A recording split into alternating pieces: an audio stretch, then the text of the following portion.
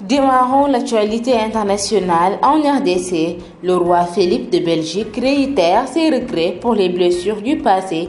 Au deuxième jour de son séjour en RDC, le roi Philippe de Belgique a rendu mercredi à Kinshasa ses plus profonds regrets pour les blessures infligées à l'ex-Congo belge durant la période coloniale.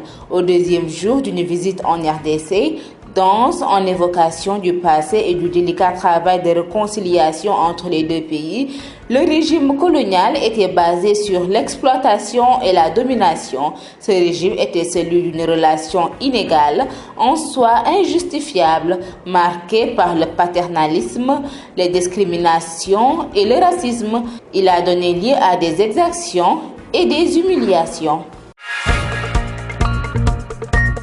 Au Sahara occidental, l'Algérie suspend le traité de coopération avec l'Allemagne. Le torchon brûlé depuis plusieurs mois, l'Algérie a annoncé mercredi 8 juin qu'elle suspendait son traité de coopération avec l'Espagne après que le Royaume a annoncé soutenir le plan d'autonomie du Maroc pour le Sahara occidental. Une annonce en rupture avec la position traditionnelle de neutralité de l'ancienne puissance colonisatrice espagnole.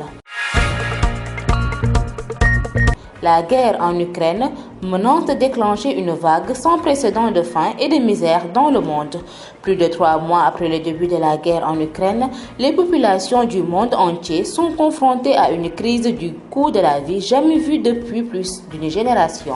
Avec des chocs de prix croissants sur les marchés mondiaux de l'alimentation, de l'énergie et des engrais dans un monde déjà aux prises avec la pandémie de Covid-19 et le changement climatique. Mesdames et messieurs, c'en est tout pour l'actualité internationale.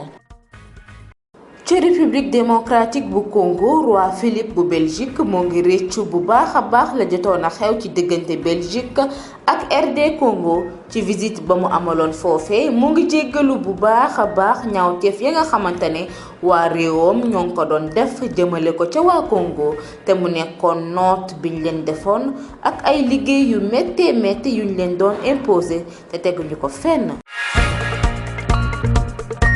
ay weer a ngi nii seeni diggante am ay ñagas-ñagas. Algérie daal dina yëgle démb ci àllarba bi yemook ci juróom-ñetti fan ci weeru juin ne daal dina dakkal coopération bi nga xamante ne moo ko lëkkaloo woon moom ak Espagne ginnaaw bu royaume daal di annoncé ni dina jàppale plan autonomie bu Maroc bu Sahara occidental. mu nekk nag benn xibaar boo xamante ne indi na ab rupture ci diggante ñaari réew yooyee. ginnaaw coono yi nga xamante ne moom lañ jëlee woon ci Covid-19 guerre bi dox ci diggante Ukraine ak Russie indi na ay njàkkare yu métti ci askan wi. Antonio Guterres moo xamle loolu le ndaxte jamono ji njëg yépp daal dina yéeg lu ci mel ne njëgub lekk bi njëgub énergie yi ak njëgub engrais yi te loolu nag dafa law ci àdduna wërgër këpp. mbokk yi tey li moo nekkoon seeni xibaaru bitim réew.